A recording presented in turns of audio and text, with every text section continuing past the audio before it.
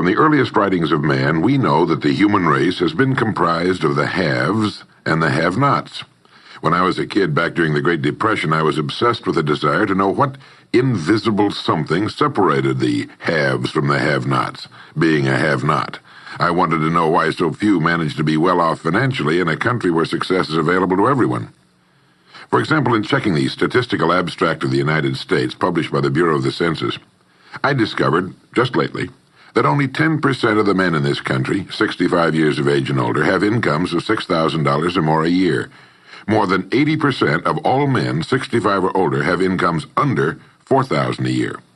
Only 7.6% have incomes between $7,000 and $10,000 a year, and only 3.7% have incomes of $10,000 a year or more. A man starts his working career in his 20s, often earlier. He's fortunate in that he lives in the free world. He has better than 40 years to make the grade financially in the richest country on earth. Yet, according to the statistics, only about 10 out of 100 will be financially secure by the time 65 rolls around, and only about 4 men out of 100 will be financially comfortable. Now, why? Well, let me tell you how to find out for yourself. Conduct your own survey. Start down the street in your neighborhood on any Saturday or Sunday and ask the man of every house 2 questions. The first question is, what are you doing at the present time to increase your income now? That is, how much do you want to earn? And when you've evaluated the blank stare you get in response to that question, ask question number 2, which goes, how much money are you planning to be worth at age 65? Now, when the silence becomes too unnerving, thank him and move on to the next house. Ask 50 men, 100, 1,000, until you're completely convinced that the reason men don't make more money during their working lives, and the reason men aren't financially independent by the time they're 65, is simply that they seldom, if ever, do any constructive thinking on either subject. It's that simple, unfortunately. The reason it's so easy to earn far more money than the average man earns in this country is that so very few, are going about it the right way. This is a race without enough contestants to bother about. The few who are really in the race can all be winners. Some will finish ahead of the others, but even the man who finishes last in this race will be financially secure. Most people, more than 90%, aren't even in the race. To prove it, ask yourself the 2 survey questions. Up until the time you started listening to this message, what were your plans for increasing your income? How much do you want to earn? And how much money had you decided to be worth by the time you're 65? You see, people who earn large incomes aren't lucky, and they're not crooks as those without money are so fond of pretending, nor are they endowed with more brains or talent necessarily than their friends and neighbors, nor are they privy to occult secrets, and only a very few were lucky enough to have had rich fathers or grandfathers. Most of the people earning the big incomes today started the same way you and I did, and most other people. The only difference between the men who earn big incomes and those who earn small incomes is that those earning big incomes decided to earn more. They're the people who made it their business to earn more. You see, a woman who does not think about baking an apple pie for dinner tonight will never think of looking up the recipe for apple pie. Without the decision for pie, there's no motivation for checking out the recipe. A man who does not think about driving his car to St. Louis, Missouri, or Nacogdoches, Texas, will never get road maps which show how to get to St. Louis or Nacogdoches. And a man who never decides to earn more money will never think of learning how, of looking up the rules for earning more money. You see, people do what they make up their minds to do. So get rid of the ancient superstition once and for all that people who earn big money are special people, or lucky, or get the breaks, or had money to begin with, or knew someone, or are smarter, or anything else. These are alibis. They can all be disproved 1,000 times. The reason there are so many of these alibis around is that men who fail to make the grade financially are seldom honest enough to just admit that they really didn't try and keep trying. So in order to justify their failure, in order to remain seated, they dream up and pass along these old alibis. We're all self-made, but only the successful will admit it. I once had occasion to visit Charleston, South Carolina. I'd never been there before, so I hired a taxi to drive me around the historic old town. I particularly wanted to see the battery where that famous shot was fired on Fort Sumter.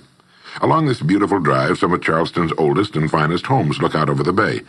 I commented to my cab driver on what lovely homes they were, and he said, yes, some of those homes have 40 rooms. And then he thought a moment and he said, and every one of them is owned by a crook. This is how the have-nots justify themselves and their lot in life. I didn't say anything because I didn't feel I was entitled to advise him or try to straighten out his thinking. This is a free country where as long as he doesn't hurt others, everyone has the unalienable right to be just as wrong as he wants to be. As Thomas R. Lounsbury, the American scholar and educator, put it, we must view with profound respect the infinite capacity of the human mind to resist the inroads of useful knowledge. My taxi driver and men and women like him all over the world have been kidding themselves and holding themselves down and refusing the bounty and abundance of the world for centuries. Knowledge is available to everyone. We can either listen to those qualified to teach us, or we can go along with those ancient stumbling blocks we get from people who don't know any more than we do. The truth, incidentally, about those homes along that beautiful drive is that they were built by the men and women who made the largest contribution to the city of Charleston. In just a moment, I'm going to give you the formula for getting rich, but before I do, I want to remind you of something. Before a jet pilot begins his takeoff from an airport, he carefully goes over a checklist, item by item. He does this not only because it's required by law, but because he cannot afford to trust so important a job to his memory alone. He has another checklist that he goes over just as carefully before he begins his letdown at his destination. He does this without fail every time he takes off and every time he lands. Well, I think living successfully is as important as flying an airplane, and because of this, I think each of us needs a checklist too, and that's why there's one included with this cassette. We need a checklist to go over item by item before we take off in the morning and before we drop off to sleep every night. So I want to recommend that you affix the checklist to your bathroom mirror. Stare at it as you brush your teeth in the morning and stare at it again as you prepare for bed at night. Go over each item, and as you do, think of what each item represents. Now here's number 1. It's the formula for getting rich. It also explains why you're in your present position, whether you're earning $6,000 a year or $16,000 or $60,000 or $600,000. It applies to every adult, whether he's employed or unemployed. It applies to the richest man and to the poorest, and every person in between. And here it is. Our rewards in life will always be in exact proportion to our contribution, our service. Now that's what the formula means as the first item on your checklist. Memorize it. Our rewards in life will always be in exact proportion to our contribution, our service. Listen to it, think about it until you know it emotionally as well as intellectually. It might give you some slight feeling of superiority to realize that there's probably not another man within a mile of where you live who knows it. You can add it as a question on your survey if you want proof of that. If you want it in another form, here it is as it applies to a man's job. It's the same thing really, the same thing applies, but you can express it differently.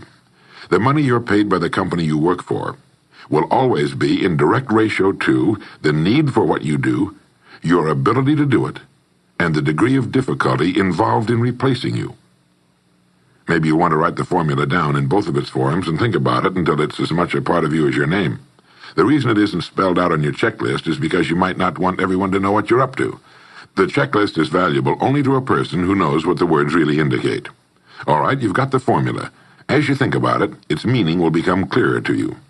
With the formula, there are 2 rules which must be applied to properly use it.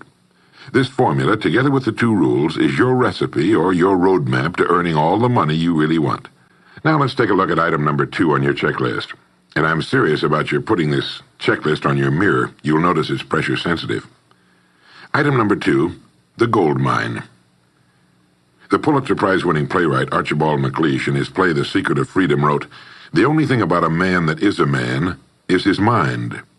Everything else you can find in a pig or a horse." Strong words, aren't they? But as long as you live, you'll never hear a truer statement. The key to every human being's success lies in his mind, the gold mine between his ears. One idea can make you rich. A lot of good ideas can move you steadily upward in the work you do, and ideas are free. Now just think. There's nothing now being done commercially that will not be done better, much better in the years ahead. Next year's homes and most of what's in them will be better than this year's. Next year's cars will be better. Next year's manufacturing, distributing, marketing, and selling and advertising should be better. Nothing is now being done as well as it must be done in the future, and every innovation, every new improvement will be somebody's brainchild. Now, what's your specialty? How many good ideas have you come up with during the past year?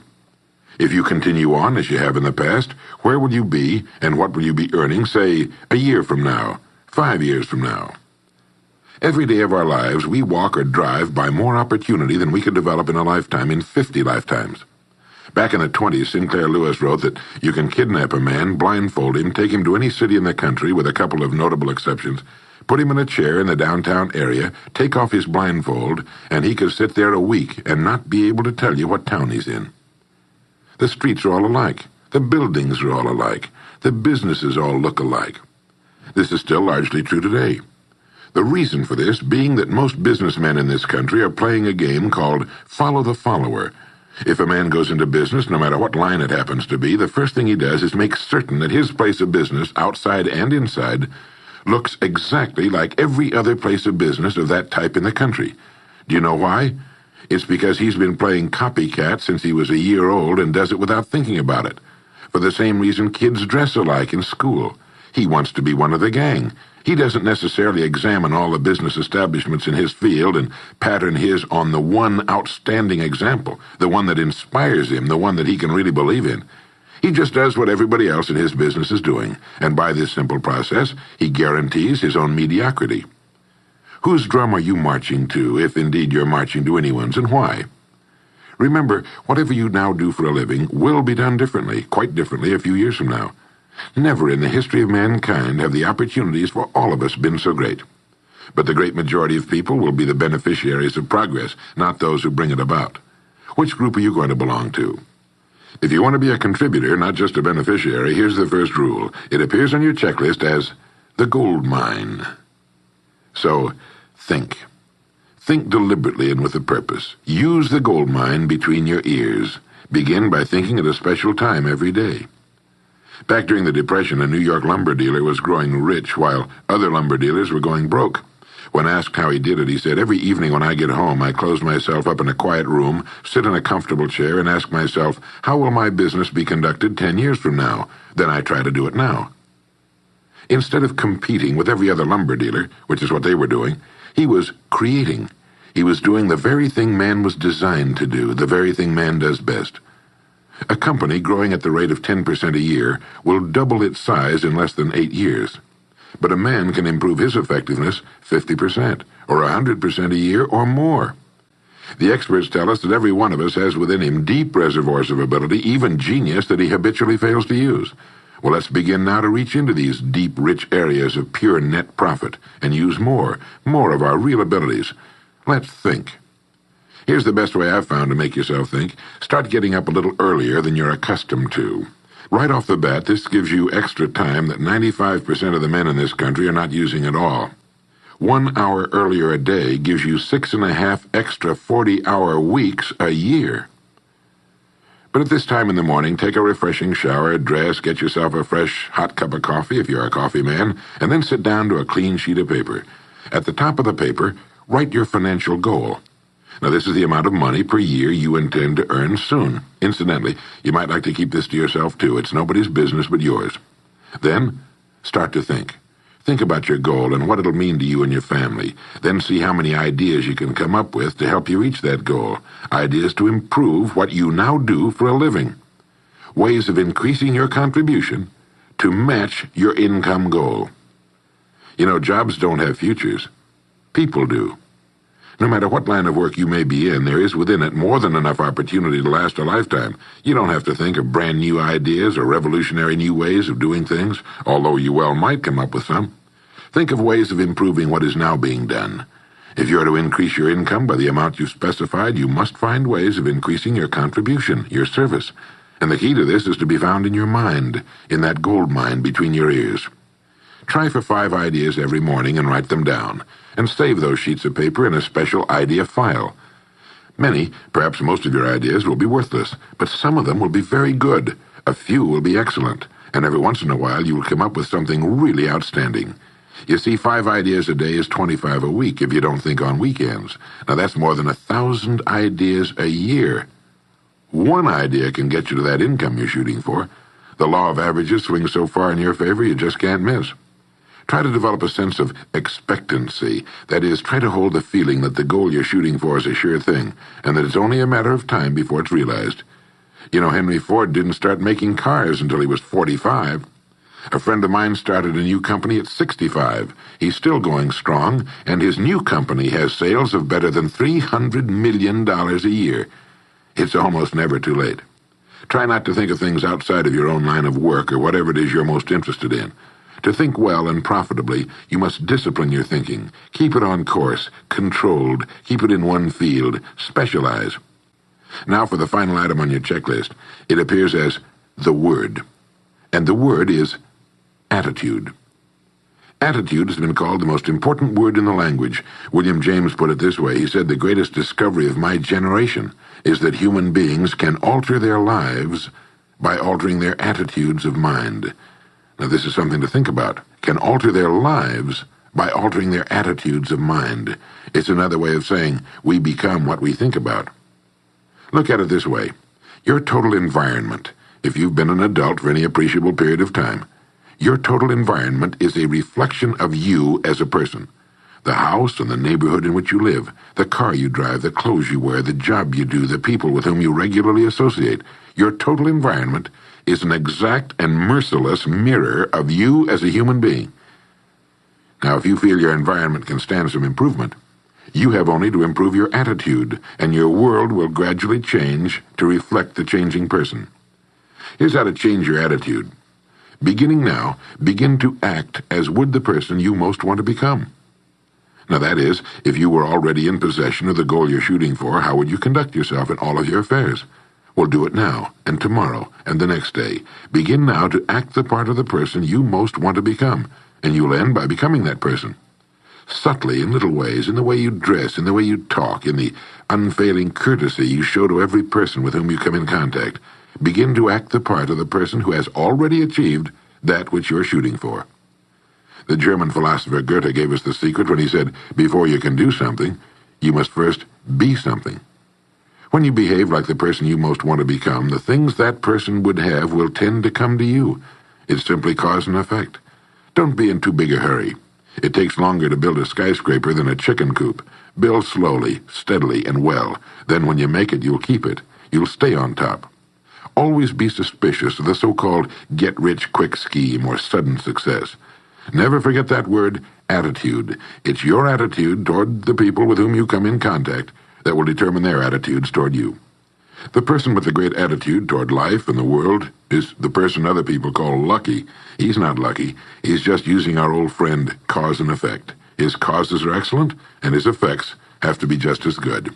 Well, that's it. 3 things to remember. 3 things to practice every day. If you spent 16 hours a day, 7 days a week, practicing your golf swing, in a relatively short time, you'd have a grooved, beautiful swing like the pros. So practice your new attitude every day, every waking hour. Practice thinking a few minutes every morning, and you'll find yourself thinking all day long. And remember the formula. Our rewards in life will always be in exact proportion to our contribution, our service. Go over the ideas in this message every day until they're as much a part of you as your name and your temporary address. You'll notice that each time you listen, you'll hear something new. You'll get a new idea you failed to get before. This is Earl Nightingale, and thank you.